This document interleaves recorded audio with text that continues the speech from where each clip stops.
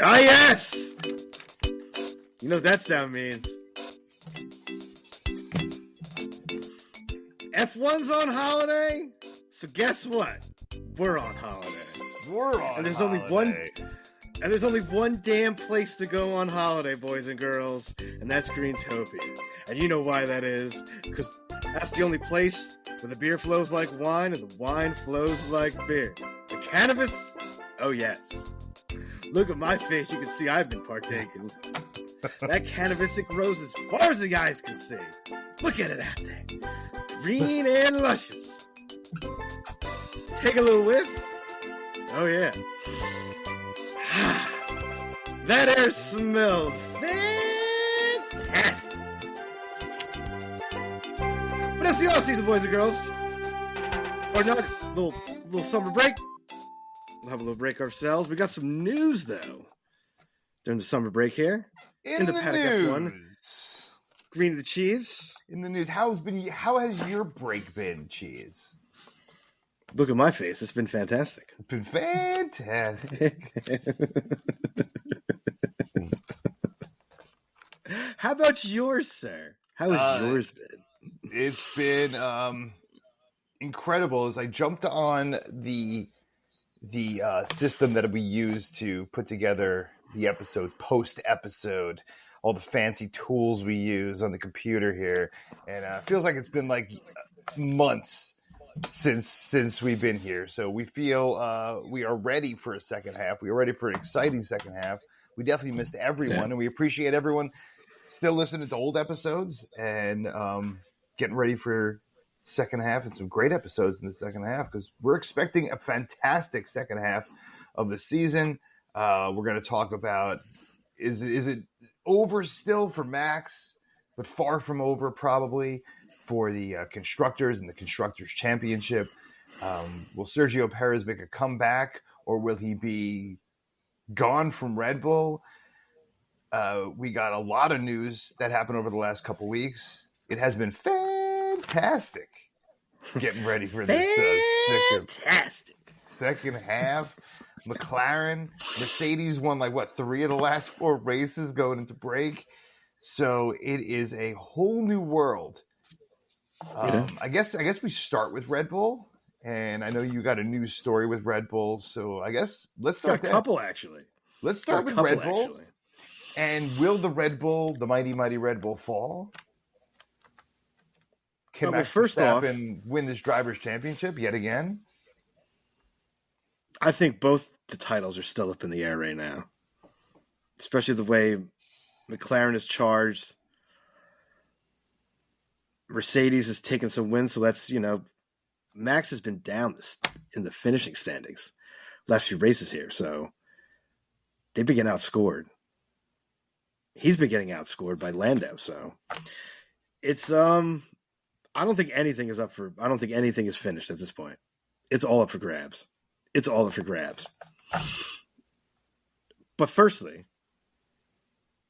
Perez is going to keep his seat at Red Bull. How about them apples?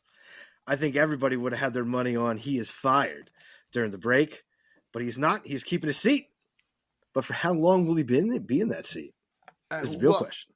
I think the real question is who are you going to replace him with? Right? That's the ultimate question. Are you going to replace him with someone better? Or at least equally marketable and better? Are you going to take a chance? Are you going to go with the status quo? Right now, Red Bull is the lead horse in the Constructors' Championship. They are winning with Max Verstappen, the Drivers' Championship. So, in the end, you're winning. I know it's ridiculous that you're probably going to have Max Verstappen first, no less than second, as far as the Drivers' Championships, or most likely first. And you're going to have Sergio Perez finish, 8th? That's bananas to me. And that probably is the biggest gap I can ever remember. I have to go back into the books. Yeah. But the biggest gap between, especially during the 2, car era, it's been a long freaking time. of anyone to teammates. One wins a championship and the other one finishes worse. He's like 100. He's 125 points behind at the summer break in the same car. I would have fired his ass. Yeah, it's just new you territory. Can't have it. You can't have it. If you want to win the championship this year, the constructors for just to take that one. Yeah, McLaren putting 2 cars in the top 5 every single race. Every race right now. You're not going to be able to compete with that. You're not going to be able to score enough points. Bottom line.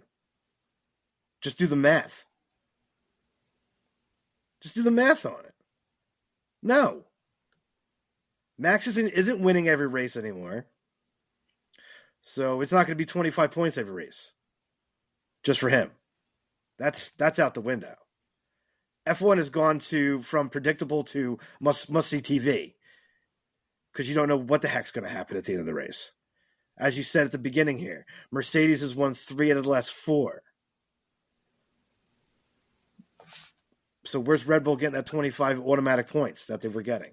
Not happening. Bingo card had Mercedes winning 3 out of 4 at the beginning of the season anywhere. Nobody's bingo card had that. Nobody's bingo card had that. Nobody. So I mean, without Perez putting up finishes, you could kiss the constructors, kiss that goodbye. Put that in the book right now. Yeah, he's not a threat for podium. And that's what you need to win at this point. For the constructors, you need to be a consistent threat for podium every single week. And Sergio Perez is barely a threat for points. I know he is scoring, it's 8th, 9th, 7th. I think he had a 6th not too long ago. What did he have in Spa?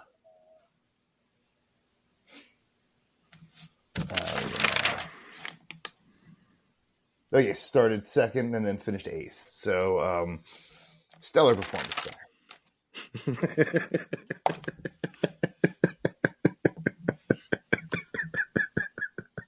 Front row to. Now you laugh from the penthouse to the outhouse. No, I mean you laugh like Charles Leclerc didn't finish, technically 4th, even though he ended up with the podium after the DQ. But from George Russell after Spa. But yeah, nonsense. It's all on the track. It's all going to be won on the track, and we could talk all day about this. What could you? Who else could they? They could have went after Lawson, who's in their stable. I mean, you're telling me he might not be able to put up better performance? I mean, why not take a shot? Perez's confidence is broken. It's over. At least we used to criticize Valtteri Bottas for the same damn thing. But at least Bottas was putting up podiums. Yeah, Bottas was a podium threat every single given week, right? Valtteri Bottas was always a threat for podium. So yes, I guess with the Valtteri Bottas theory in mind, you could pretty much put any driver in the seat, pull Sergio Perez out. The only thing that makes sense is Red Bull cheating. Is Red Bull cheating, and does Max have a different car, or had a different car than Sergio Perez? Well, as we discussed in a prior episode, there is the rumor that they did get caught. And they did get caught with some braking stuff, and I don't know exactly how they cheated and what rules they broke, but I guess it brings us to our next story as the Red Bull saga continues, Cheese. Jonathan Wheatley will be leaving Red Bull.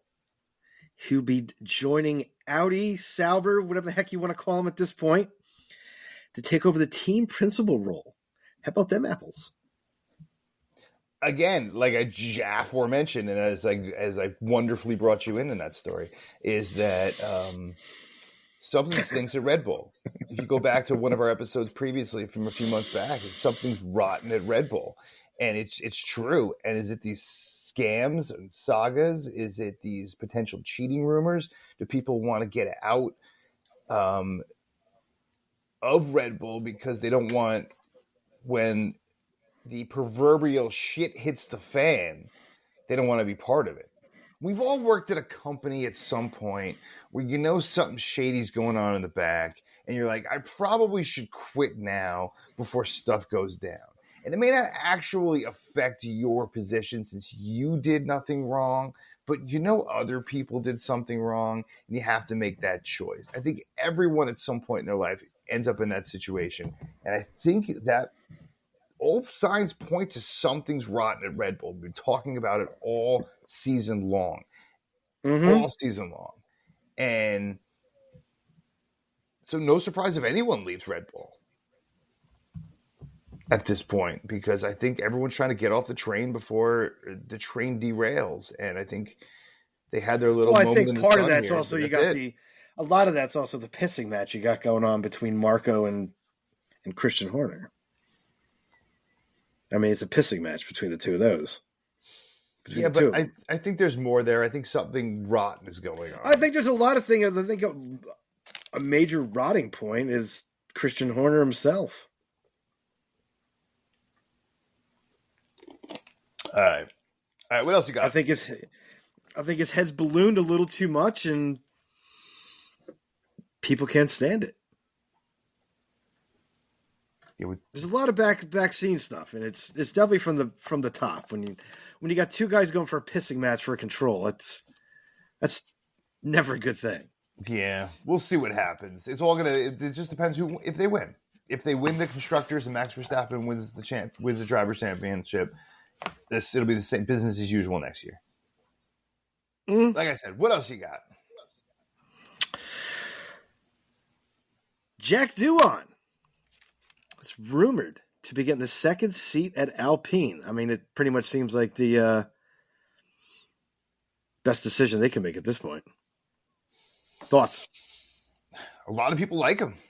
A lot of people in the business like him. I just read an article, Damon Hill, talking about how he really thinks this guy's going to be the real deal. He's been watching him since karting at like 12 years old or something. And he really feels that this guy's going to do it. A couple people in the inside business think he's going to do it. He hasn't dominated F2, so that's kind of what you look for. But they like him. They see some skill there, so I got to give it all to them. I have nothing to say that he won't be good, or at least won't be competitive. Alpine's definitely taken some steps forward after just being complete trash at the beginning of the season. And who's that up there? Mike Crack, who's heading the show over there. Quietly doing a good job after just a miserable start.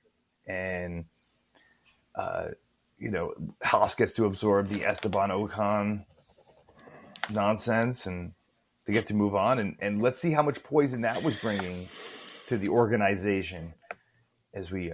it's definitely bringing something. I mean, Pierre and Esteban hate each other, so that partnership was never going to work out.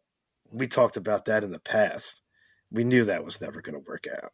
They hate each other. Each other. They hate each other since karting. So that was never going to work out. And I think it's a good decision. I mean, I like like seeing a lot of these teams now bringing in some youth into the sport, giving the young drivers a shot instead of just going with the driver who probably shouldn't be in the paddock anymore. It's, that time is past in his racing career, and it's time to move on. Yeah, listen, the paddock is full of you're going to have 2 to 3, maybe even 4 guys. And I know we can name a few. You could talk about Fernando Alonso, obviously. Is he past his prime? Right? Should he move over for younger guys? I mean, even more so, Daniel Ricciardo, which I think we're going to talk about in a moment here. Is someone like that have to move aside and bring some younger guys in if they're not racing at the level of a Lewis Hamilton, right? You have Lewis Hamilton is different from Fernando Alonso. Wow. No offense from Fernando Alonso fans out there, but it's a different level. And I'm not saying anyone should retire, and I'm saying if you're the guy, be able to race, as long as you're not finishing 3 laps behind at the end of the race, as long as you're not causing a situation where you're causing other drivers to get into accidents because you're not prepared to be on the track, or injure yourself because you're not prepared physically, mentally, or otherwise to be on the track, then you shouldn't be on the track. But I don't see that from any driver at the moment. You know, we haven't seen that since another Haas driver, which we will never mention again on this program or any other program. But really haven't seen too many drivers that really just shouldn't be on track. Yeah. I mean, even Logan Sargent, who probably is just like, he's gray area. He's probably as gray as you can get right now. But, you know, he still finishes. Wasn't as bad as wasn't anywhere near as bad as the guy that we will not speak of. The man's name who will never be mentioned again. Damn Russian. Anyway, what else you got?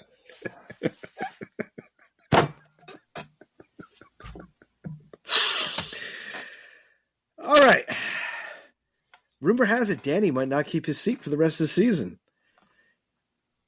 And Liam Lawson, the Kiwi, will be taking over his seat. Thoughts on that? I mean, I was just warmed you up for that story again. It's the same thing, the same exact thing. Do we turn over? Does Formula One want to turn over to youth, or do they want to keep solidly marketable people who are going to go in, who are going to do a professional job? No one does more of a professional job than Danny Ricciardo does on media day, meeting with Formula One fans, being an ambassador to the sport, like Fernando Alonso does. They wake up with a smile on their face. You know, that's not typical of athletes. That's not typical of athletes. And they're champions that wake up every day with a smile on their face, ready to go. And that's extremely difficult to replace. Forget about on-track performance. You know, is Liam Lawson going to come in and win 3 races or like get a podium this year? Like, no. Is it going to make much of a difference? Is it going to put the Red Bull Juniors up on the in the top 5 in points for the season? No. So I don't know. But what I do know is that youth is really, really important, and turning over for youth and giving these guys the opportunity. You can still have ambassadors for the sport, and you can still have Danny Ricciardo being a part of Formula One without having to drive a vehicle. And I think that's the most important thing for Danny Ricciardo. He's not driving the Red Bull and winning like he was, 8 years ago. He's not in that position. So he's the ambassador. Whether he's on the track or off the track, he could still be one of the best ambassadors ever for Formula One. So, that's how I feel about Danny Ricciardo. Amazing. Guy wakes up with a smile on his face, appreciates everything. Never seen that guy mad ever. Ever. So, sunshine. Maybe he's puffing on some of that Chiba. I don't know about that. Maybe he wants to take a little ride to that fantasy island. Everybody wants to take a ride to the fantasy island. All right. What else you got? All right, final one, sir. We didn't cover this in Spa, but Sainz made a decision. It's going to Williams.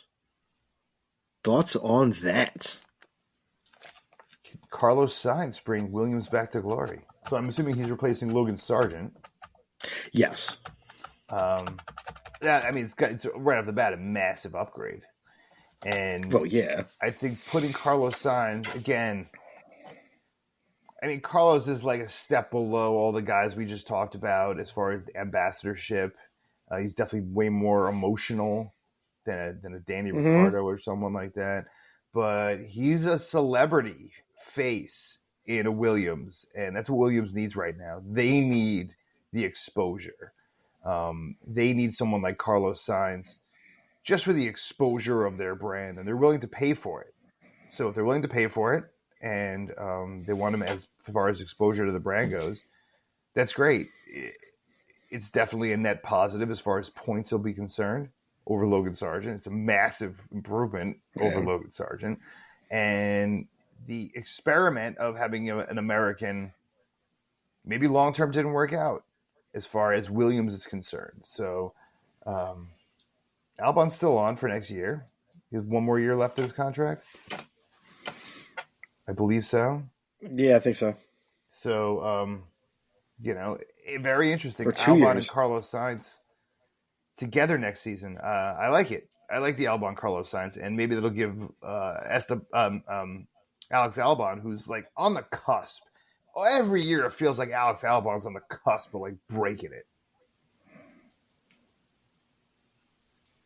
He's driving a Williams. That's rough bits. And I'll tell you, the only reason Carlos really signed with Williams is because of the contract, which gives him an out if one of the top teams offers him a deal for 26. So he can only be in the Williams for 1 year and then get the hell out of Dodge if Red Bull comes calling or somebody like that. So that's the real reason he signed with Williams. They gave him the option after 1 year he could just bail out and go to one of the top teams. Yeah, like I just said, it's exposure. Exposure for Williams. This is not a long-term problem solver. Well, if you're really trying to build a team, you wouldn't have, and trying to go places, you wouldn't have put that option in there. You know, if you're trying to build a team, you want to have some good drivers to give you the feedback to progress the car further. That's why Seb was so good. You know, you need those drivers that are experienced and can give you the feedback to make the car better. Logan Sargent wasn't going to give that to you. No, that's the one thing. Well, many things Logan Sargent wasn't going to do. But the biggest thing he wasn't going to do. But if you're trying to bring Williams back, you're not going to give the guy, hey, stay for a year and then you can bail to like Red Bull or whoever, one of the top teams comes calling again. You know, if Antonelli doesn't work out in Mercedes, and they could move him back or things like that, he can jump. That's the real reason. And if you're really trying to build that program, that wouldn't have been part of that deal. Well, Carlos Sainz also lost the game of musical chairs, is what happened. Yeah, it happens. He lost the game of musical chairs, where the chairs are seats and the seats are in F1 cars.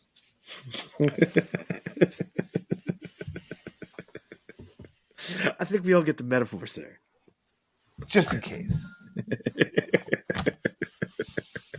All right, we got a week to go, sir. Where are we going to be? Zandvoort, baby. Dutch Grand Prix. Which didn't even touch on. Max's home race after everything he's been through. Going home. Coming home. Tell the world, I'm coming home. Max Verstappen. See if he can win his home Grand Prix. He usually does. Yeah, but it's not as given as it used to be. Definitely not as given as it used to be. I'm saying Lando Norris is going to win.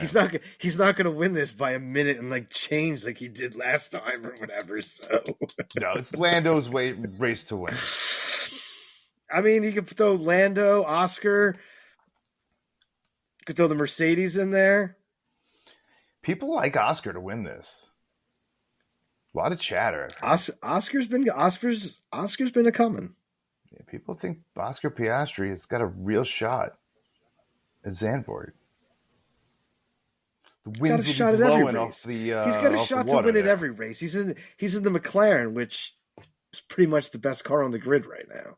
I mean, who doesn't have a shot to win at every race outside of the top, which is so weird to say 7 cars because, yeah. Sergio Ferrari Perez could come in and sneak one out. You never know. Never know. Yeah, makes it fun. 7 different winners in the first half. Is that must correct? see TV. 7. Everyone besides Sergio Perez in a premium vehicle. Here's a good question for you as we close up here before we head into the second half. Sergio Perez versus the rest of the field outside of the top 7 to get on podium. Who you taking?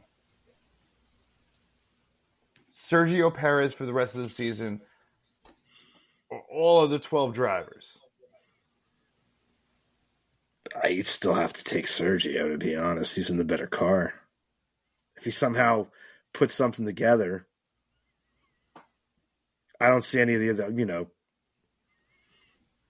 nobody else's car is performing at that level that they need. Maybe Aston Martin could, with the upgrades they have coming in the next few races, possibly. But outside of that, really nobody. Haas is not doing that. They're not there yet. Alpine, no. Williams, no. Sauber, no. So, yeah, you probably have to take Sergio out of that bet. I'm taking the field.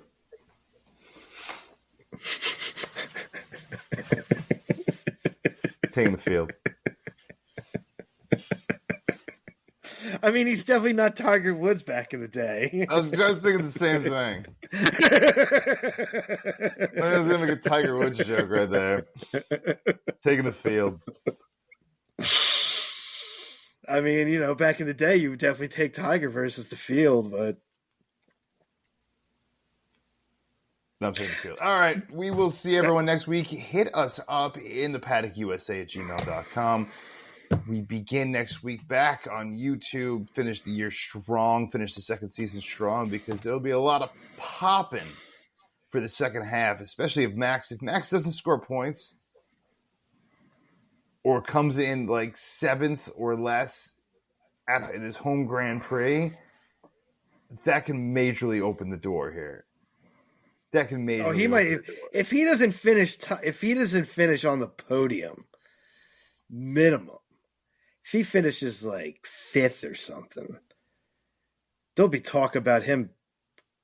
The talk of him going to Mercedes, or the rumor of him possibly going to Aston Martin, will become like a megaphone. Absolutely. Crazy stuff. It'll be like Super Bowl lead-up crap going to that. It'll be loud as all hell. Join us for the rest of the season. Please join us every episode for the rest of the season. Thank you all for those who listen and help us put us on those Apple charts all over the world. So much fun. Say what you got to say, brother. As always, stay medicated, my friends. Peace.